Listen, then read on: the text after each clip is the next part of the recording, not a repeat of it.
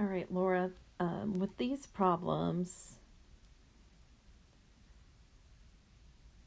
you want to make sure that you're factoring the radicand. I think that's where you're making your mistake. So usually if I'm teaching this in a classroom, the first thing that I have students do is make a list of all of the perfect squares. So I'm going to go to a new screen and we're going to do that. 1 squared is 1. Of course, I need to be drawing here just a second. 1 squared is 1. 2 squared is 4. 3 squared is 9. 5 squared is 25, which I skipped 4. I don't know why. 4 squared is 16. 6 squared is 36. 7 squared is 49. 8 squared is 64. 9 squared is 81. 10 squared is 100. 11 squared is 121. 12 squared is 144. And you just would keep going. And normally I have students go to 200 to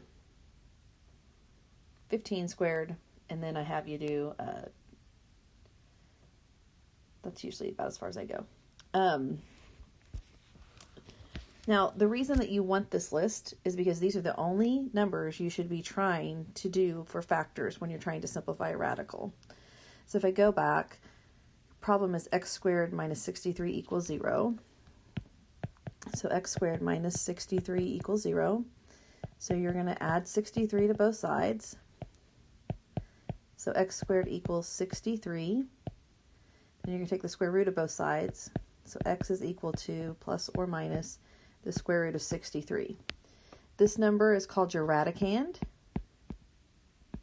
And what you want to do is try to factor that radicand into two factors, one of which is a perfect square, and you want to look for the largest perfect square. So when I'm trying to factor 63, what you did before was you factored it into square root of 3, square root of 21. Neither one of those are perfect squares, so you can't take the square root of either one of those numbers. So you're still in the same position, you just have a radical there. 3 times 21 does give you 63, but it isn't a perfect square. So I need to only be trying numbers from this list of perfect squares. 1 is usually not very useful, but you can try 4, 9, 25, 16, 36. You're trying all of these numbers. You're trying to find the largest one that will divide evenly into that. So for this problem, 9 times 7 gives you 63.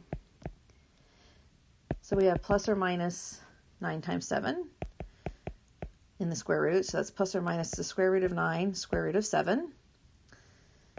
Plus or minus the square root of 9 is 3, so that comes out of the radical. I can't do anything with the square root of 7, so it stays like that. So x is equal to 3 plus or minus the square root of 7.